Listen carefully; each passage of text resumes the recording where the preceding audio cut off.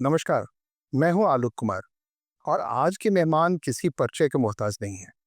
अगर देश की बात हो, दिल्ली की बात हो और आज जो विशेष अवसर है जनपुरा कॉन्स्टिट्यूंसी की, मनीष जी आपका स्वागत है। बहुत बहुत शुक्रिया आपका। देखिए, मैं तो दुनिया पहले जैसे जान रही है मनीष सिसोदिया को, और मैं उस मनीष सिसोदिया को जानता हूँ। दर्शकों, जब मैं बातचीत शुरू करूँ उससे पहले बता कि हम सहकर्मी रहे हैं, और जो बात मुझे मनीष सिसोदिया करीब ले आई कि नाइट ड्यूटी किया करते थे, और मैंने पूछा मनीष से कि भाई नाइट ड्यूटी करते हो, बहुत सारे लोग करते हैं, आप एंकरिंग करते हो, चले जाया करो घर, ये 8-9 बजे मुझे मिल गया। तो इन्होंने कहा कि नहीं, मैं एक काम करता हूँ, वो पूजा है मेरी, कि मैं 9 बजे के बाद गीता कॉलोनी के डीसी ऑफिस जाता हूँ, और जब तक मुझे 4-5 लोग ऐसे ज़रूरतमंद नहीं मिल जाते जिनको ड्राफ्टिंग की ज़रूरत है, जिनको उनके जीवन में बदलाव लाने की ज़रूरत, तो वो पूजा मैं करता हूँ सुबह का 5 से 7 लोगों के लिए मैं ड्राफ्ट करता हूँ, और उसके बाद घर। अलग गलत मैं कहा हूँ मनीष जी, और ये यहाँ अगर मेरी बोली हो रही हो तो कीजिएगा। बिल्कुल, दिल्ली विद्युत बोर्ड का दफ्तर होता था जी, राधो पैलेस के पास। वहाँ पे मैं जाता था कि बिजली विभाग से किसी को कोई शिकायत हो, तो मैंने सिटीजन चार्टर पढ़ रखा है, मैं नियम कायदे कानून जानता हूँ। किसी की इस डिपार्टमेंट से कोई शिकायत हो तो आप मुझे बताओ, मैं आपकी एप्लीकेशन नियम कायदे कानून के रेफरेंस से बनाऊंगा, कानूनी एप्लीकेशन बनाऊंगा और आपका काम होगा। और फिर हज़ारों लोगों के काम होती थी। मुझे याद है, कहते नहीं जाओगे उस वक़्त। मैं कहा ऐसा कौन-सा, ये भई हम पत्रकार चाहता है कि थोड़ी करेगा जी। तब से अब तक बड़ी तारीफ़ हुई आपको, बहुत यश अर्जित किया आप। मैं उस मनीष सिसोदिया को जानता हूँ। लेकिन एक बात बताइए कि आपने जो सफ़र की शुरुआत की, मुझे याद है कि आम आदमी की मदद के लिए, और उससे भी बड़ा जब देश आपको जाना कि आपने भ्रष्टाचार के खिलाफ हमला भी, और आप बड़े चालाक और होशियार लोग समझे जाते थे, और इसलिए आपने रिस्क भी लिया कि मैं पॉलिटिकल पार्टी बनाऊंगा।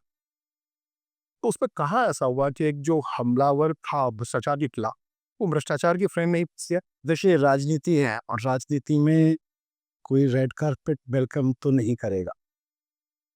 स्थापित राजनीति थी भारतीय जनता पार्टी की, कांग्रेस की।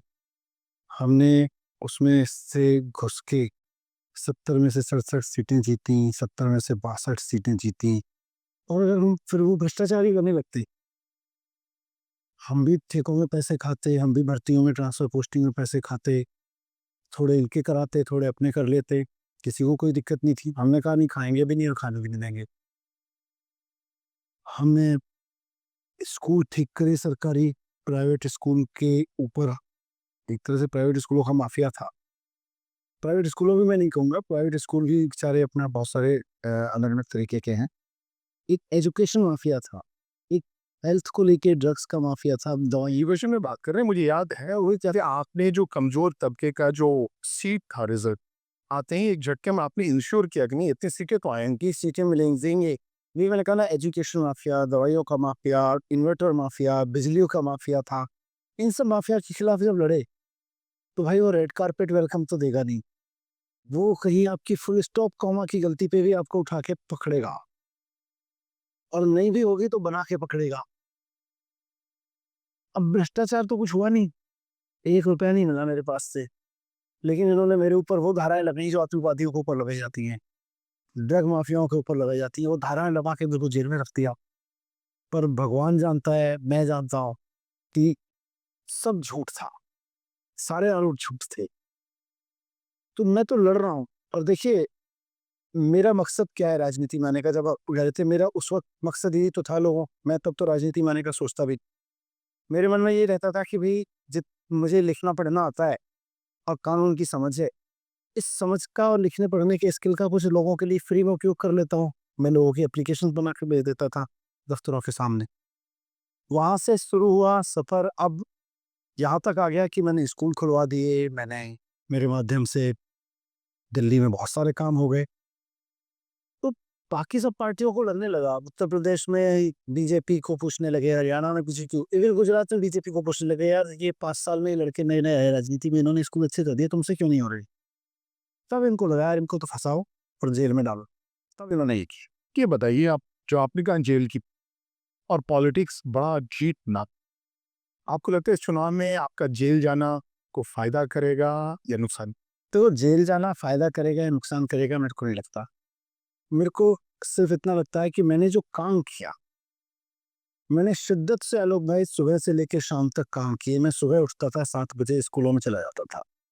मेरे घर में मेरी वाइफ़ मेरे बेटे को स्कूल भेजने के लिए उस दौरान तैयार कर रही होती थी और मैं नहा धो के अपना पैंट शर्ट डाल के गाड़ी में बैठता था और किसी स्कूल में जाके खड़ा होता था, बच्चों से बात करता था, टीचर्स से बात करता था, समझता था, बिल्डिंग देखता था। पूरे दिल्ली के स्कूल छान मारे मैंने, टीचर्स से खूब सुझाव लिए, प्रिंसिपल से खूब सुझाव लिए। तो मुझे लग रहा है कि उससे फ़ायदा मिलता है। आज मैं जब जमपुरा विधानसभा में चुनाव लड़ रहा हूँ। नहीं, जंगपुरा पे हाँ, बिल्कुल। अब एक और दो एक मिनट इसको आज जब मैं जमपुरा से चुनाव लड़ रहा हूँ, तो आप यकीन मानिए कोई मोहल्ला ऐसा नहीं है जहाँ मुझे बच्चे ना मिलते हों और ये कहते हों या ना कहते हों कि साहब मैं ना जब स्कूल में था, ग्रेजुएट्स हैं, उन्होंने ग्रेजुएशन कर ली है बहुत सारे बच्चों ने, वो मुझे मिलते हैं, कहते हैं सर मैं ना आपके उस स्कूल में था, आप आए थे, आपने मुझे अवार्ड दिया था या आपने हमारे स्कूल ऐसा करवा दिया। एक लड़का मुझे अभी जंगपुरा की कम से कम 45 लड़के-लड़कियों की टीम जो 4-5 साल पहले स्कूल पास कर चुकी हैं। कोई ग्रेजुएशन कर चुका है, कोई और पढ़ाई कर रहा है, कोई नौकरी कर रहा है, कोई बिज़नेस कर रहा है। मुझे चुनाव लड़वा रहे हैं वॉलंटरीली। उन्होंने टीम बना ली है, वो कह रहे हैं जी हमने टाट-पट्टी से लेके और शानदार बैच तक के स्कूलों का सफ़र देखा है, हम वो पीढ़ी हैं, हम तो आपको चुनाव लड़वाएँ। अब तो चुनाव पे आ गए, तो चुनाव पे एक सवाल है जो सब कोई जानना चाहता है कि मनीष सिसोदिया 3 बार पटवारी विधानसभा से विधायक रहे और खुद तारीफ करते हैं आपके काम की, खुद आप तारीफ करते हैं, आपके लोग करते हैं। किसी विधानसभा को अचानक छोड़ देना जो जिता रहे आप कोई कसक नहीं हुआ? नहीं, कसक की बात नहीं है। देखिए अल्टीमेटली आपका मकसद क्या है? कि देश में मेरा मकसद क्या है जीवन में कि अब देश में राजनीति के केंद्र में एजुकेशन आ जानी चाहिए। उसके लिए मेरा एक रोड मैप है। वो बहुत विशफुल थिंकिंग भी हो सकती है कि आम आदमी पार्टी में देश के सारे एजुकेशनिस्ट आ जाने चाहिए। कहीं भी कोई आदमी एजुकेशन की पॉलिसी पे कुछ ख्वाब रखता है, कोई थॉट रखता है, उसको आम आदमी पार्टी में आना चाहिए। एजुकेशन पे काम कर रहा है, उसको अगर पॉलिटिक्स में आना है तो आम आदमी पार्टी में आना चाहिए। तो मेरे बहुत बड़े बहुत देश भर में एजुकेशनिस्ट हैं जिनका मैं फ़ैन हूँ। विकास देबी कीर्ति सर हैं, खान सर हैं, अवधूजा सर हैं और बहुत सारे लोग हैं। कई स्टेट्स में मैं रीजनल लैंग्वेज में बच्चों को गाइड करने वाले टीचर्स को जानता हूँ। मेरा ख्वाब है ये सारे एक दिन आम आदमी पार्टी में आ जाने चाहिए। पर वो कैसे आएँगे? वो ऐसे ही आएँगे कि मेरा जैसा व्यक्ति कोई उनके सामने बैठेगा, उन्हें कहेगा साहब आपको चुनाव लड़ना है, आपको सक्रिय राजनीति में आके देश की एजुकेशन पे काम करना पड़ेगा। फिर अवधूजा जैसा आदमी उनसे कहेगा भाई मजीसी मैं आ तो जाऊँगा राजनीति में, लेकिन चुनाव कहाँ से लड़ाओगे? मैं उनको कहता हूँ पूरी दिल्ली में जहाँ से लड़ा दो, बोले अपनी सीट से लड़ा दो, जहाँ से तुम लड़ते हो मैं करवा दूँ। बोले मैं मतलब उन्होंने जिस भाव से भी पूछा हो मेरी जिस भाव से भी पूछा हो लेकिन फिर उन्होंने बोला मैं रहा हूँ पटपड़गंज में, आप मुझे वहाँ से लड़ा दो। मैंने कहा ठीक है आप वहाँ से लड़ो, मैं दिल्ली में कहीं से ही लड़ रहा हूँ। देखिए, ये पॉलिटिकली सटीक जवाब है, लेकिन अब इसका रिवर्स एक और जवाब है। 70 कॉन्स्टिट्यूंसी है दिल्ली, उसमें बाकी कहीं और जा सकते हो क्या? जंगपुरा ही क्यों? अब देखिए ये एक निश्चित रूप से एक पॉलिटिकल स्ट्रेटेजी होती है हर लीडर की, हर एक पार्टी की। मेरी टीम ने, मेरी पार्टी की टीम ने, मेरे लीडर्स ने मिलके बहुत कुछ सोच समझ के कहा भई आप जयपुरा से लड़ लो। अब इसमें इसके जवाब में बहुत ब्लैक एंड व्हाइट होना मुश्किल है आलोक जी, क्योंकि जैसे मोदी जी गुजरात से चुनाव लड़ते थे, वो उत्तर प्रदेश क्यों गए? 2 वहाँ गंगा ने बुलाया उन्हें, आप क्यों जंगपुरा में क्यों मुझे एजुकेशन ने बुलाया, जगभरा के स्कूलों ने बुलाया।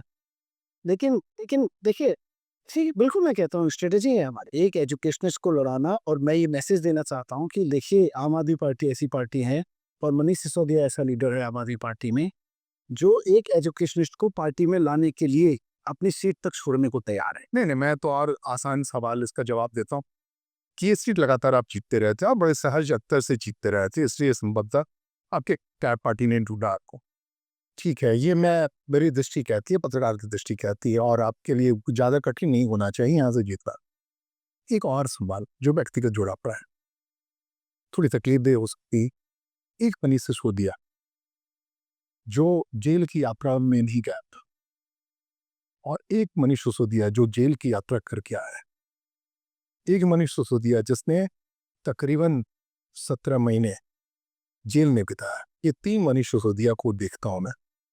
आप अलग-अलग देख रहे हैं या एक ही हैं?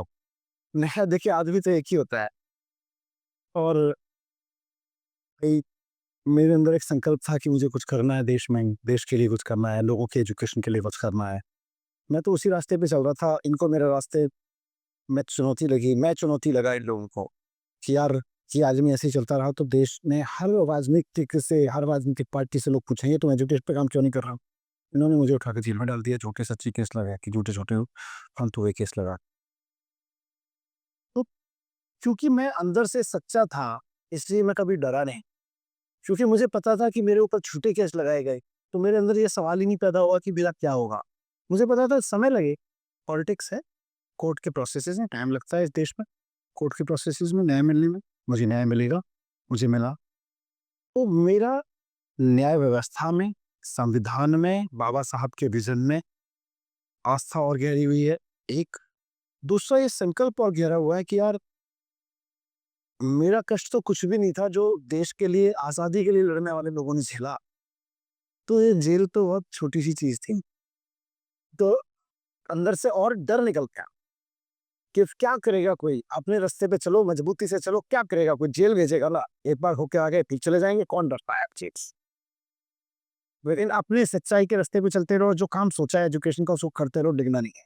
मनीष जी, जब दिल्ली सरकार बनी, तो जिस व्यक्ति के पास सबसे ज़्यादा मंत्रालय, ठीक है, शिक्षा आपका पसंदीदा विषय है, लेकिन वित्त हो या बहुत सारे डिपार्टमेंट, जो सबसे ज़्यादा किसी मंत्री के पास था या फिर का माना ही जाता था कि अरविंद केजरीवाल जी कहने वो मुख्यमंत्री हैं और आप उनके नाक, कान या पूरी सरकार के आप ही हैं, सब कुछ है।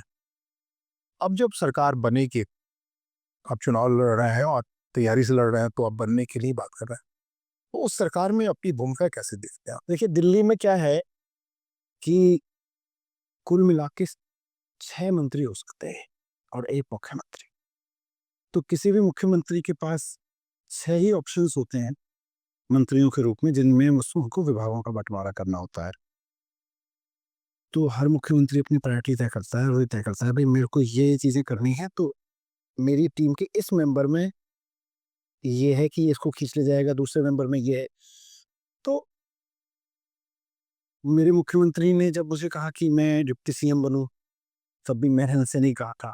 उन्होंने खुद ही कहा कि मैं चाहता हूँ कि आप ओवरऑल गवर्नेंस में बाकी डिपार्टमेंट्स में भी थोड़ा सुपरविज़न रखें ताकि एक डिप्टी सीएम के रूप में वो रखें, तो उन्होंने वो किया। अभी भी मैं समझता हूँ कि मेरी पार्टी एक चीज़ के लिए कमिटेड है कि एजुकेशन और एजुकेशन पे तो काम करें।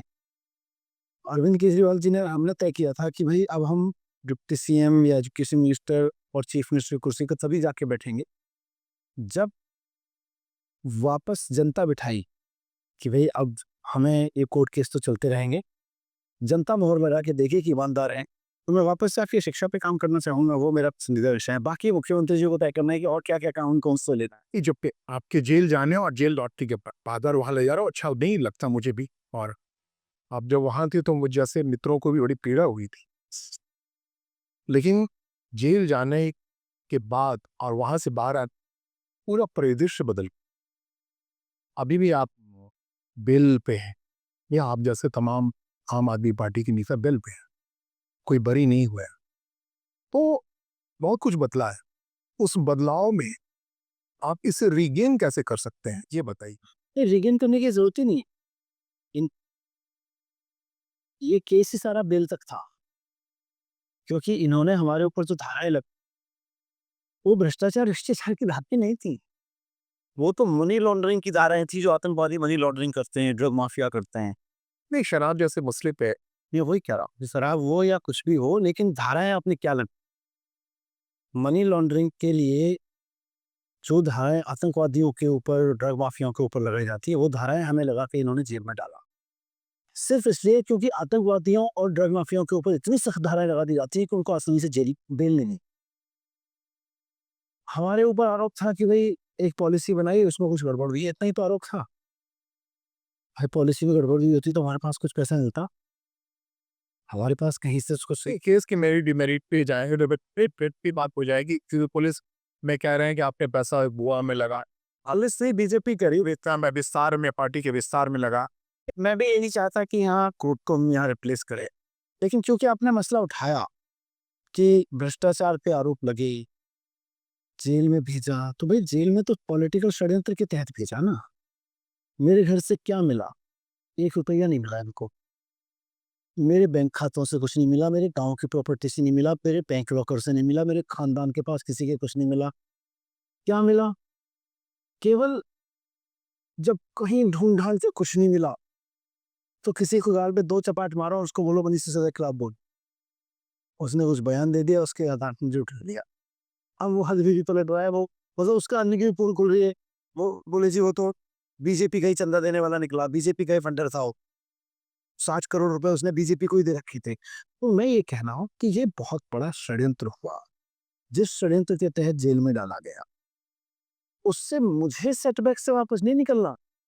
मेरे को सेटबैक है ही नहीं। मैं कुछ गलत करता और गलत करते हुए पकड़ा जाता तब मुझे लगता है यार तो फंसते। मैंने तो गलत किया ही नहीं। अब जब मैं राजनीति के जिस रास्ते पे चला हूं, मुझे बदलाव करना है, मुझे चीजें सुधारनी है, तो मैं ऐसा थोड़ी सोच सकता हूँ कि सामने वाला मुझे पूछेगा बैठ के, सामने वाला मुझे फंसाएगा, फंसाने की कोशिश करेगा छोटे केसेस में, तो मैं उसके लिए तैयार था। फंसा दिया उन्होंने, मैं बाहर निकल आया, तो मैं तो और मजबूत होके निकला हूँ। मुझे तो और ये लड़ाई अपने कन्विक्शन के साथ लड़नी है कि लड़ाई नहीं छोड़नी बॉस। मनीष जी, आम आदमी पार्टी जो वजूद में आया या उससे पहले जो आप लोग की राजनीति में आने से पहले जो पहलकदमी रही भ्रष्टाचार का ठीक है, कि आरोप लगा और भाग। बहुत उस समय सरकार थी, शीला दीक्षित की थी, मनमोहन सिंह सरकार थी। आपके बारे में था कि आप आरोप लगाते हैं और उसको एक मकाम तक पहुंचाए भी ना निकलते। लगभग लगभग यही मामला भी उल्टा पड़ रहा है। आप ही का ये ट्रेंड जो सेट किया हुआ था पॉलिटिक्स में, अब कांग्रेस भी लगा रही है और बीजेपी भी लगा रही है, और आप शिकंजे में फंसते जा रहे हैं। आपको लगता है पॉलिटिक्स में ऐसा नहीं होना चाहिए? देखिए, पहली बात तो यही गलत है कि आरोप लगाओ और भाग लो। तो यही हम भागे कहाँ हैं? लड़ रहे हैं, सड़क पे खड़े होकर लड़ रहे हैं, उन्हीं चीजों के लिए लड़ रहे हैं जितने हम आवाज उठाते थे। मैं उस समय आरोप लगाया था शीला दीक्षित के सरकार, शीला दीक्षित के मकान पे, एसी पे, उसके रहने के तरीके पे, विलासिता पे, और अब वही बातें आप पे आ रही हैं। आपके विलासिता पे सवाल खड़े हो रहे हैं, अलग तस्वीरें आ रही हैं, शीश महल और बाकी चीजें चल रही। अब ये कहाँ तक सच है नहीं है नहीं, लेकिन ये स्टाइल तो आम आदमी। अब मैं बोलो, बोलने दीजिए। मैं फिर से कहूंगा कि हम यही हैं, ना कहीं भागे हैं, बल्कि लड़ रहे हैं। लोगों के लिए मुद्दे उठाते थे, लोगों के लिए मुद्दे उठा रहे हैं, लोगों के लिए मुद्दे उठाते रहे।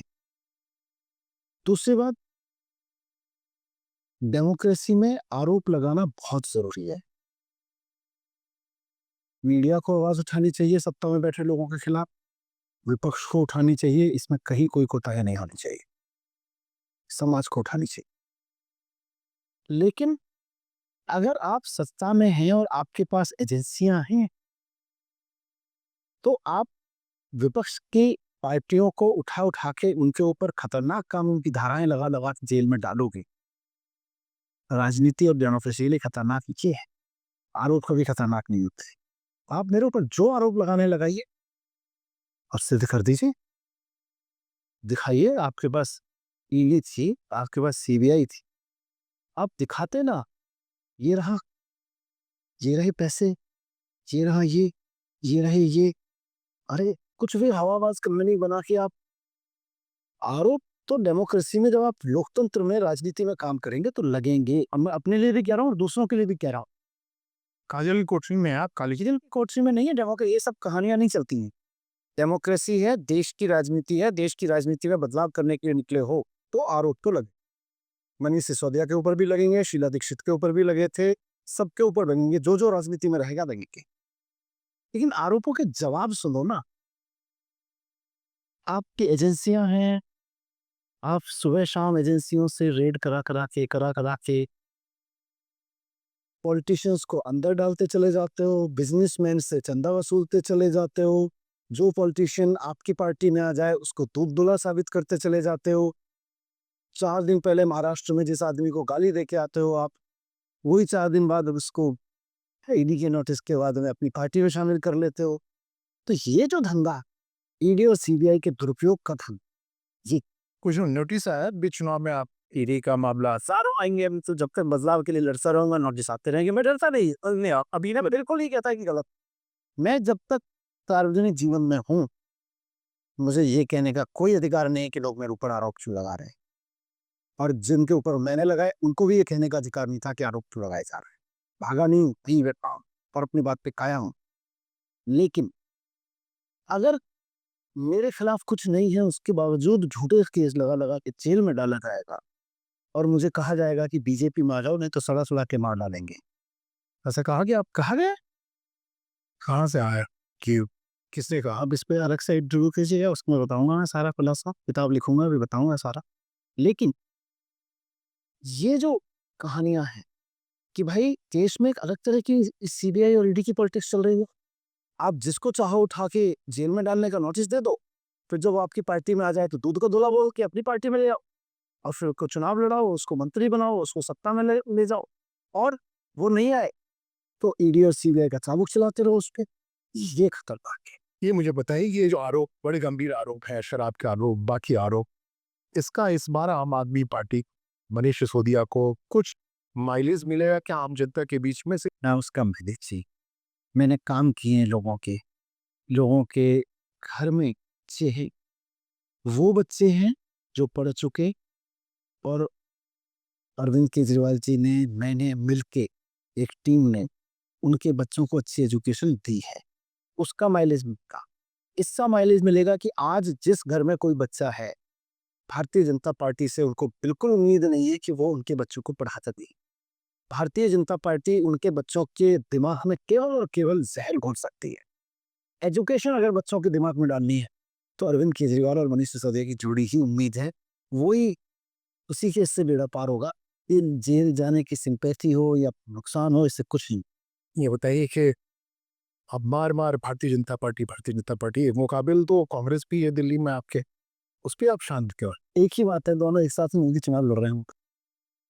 एक ही टीम, इस बार क्या उम्मीद कर रहे हैं 70 में से?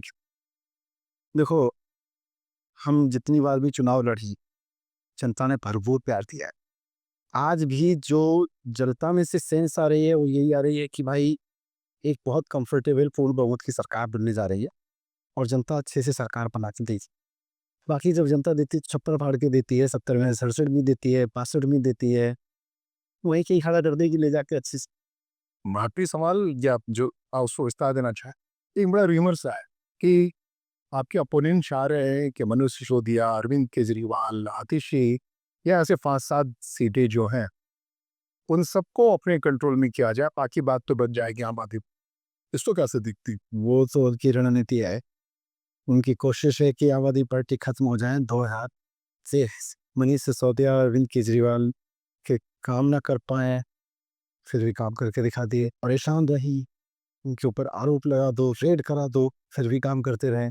जेल में डाल दो, फिर भी काम करते रहे। जेल से बाहर आ गए, काम करते रहेंगे। जब लड़ने के लिए चले हैं तो लड़े, कोई फ़र्क नहीं पड़ता है।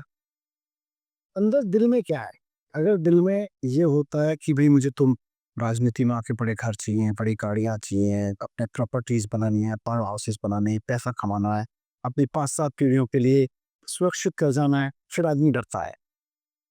मैं उससे डरता, क्योंकि मुझे वो सब चाहिए। मेरा एक ही ख्वाब है कि मैं देश की एजुकेशन के लिए, दिल्ली की एजुकेशन के लिए काम करूँ और वो ख्वाब मेरे अंदर है। वो ख्वाब मुझे ड्राइव करता है। आप सब सकता है। आपके लिए ढेरों शुभकामनाएं। हमने सदा की तरह दोस्त के नाते नहीं, मैं कह रहा हूँ कि ऐसे व्यक्ति राजनीति में रहने चाहिए और आप धीरता और वीरता के साथ लड़िए, कि और पर वाला आपके साथ